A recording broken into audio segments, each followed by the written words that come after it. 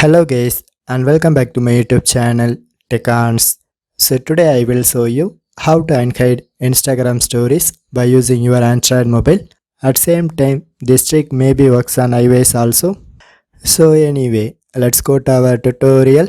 So first I will show you how to hide the Instagram stories and then I show the steps for unhide process. So first of all open your Instagram application. So now in this homepage section, in top it shows some usernames and these users are posted their Insta story. So anyway, if you want to hide this user story, just open that user profile. So now in this profile section, you can press that vertical three dots icon and then I get the option called hide your story. So just press this option and it asks for confirmation. So you can press hide. And this is method 1. So next way to hide your story is just go to your profile section. So now in this profile section you can press that horizontal 3 lines icon and then go to settings. So now you can click to access privacy settings and here I get the option called story. So just press this option. So here I does not hide any user story. So it shows 0 people in hide story from section.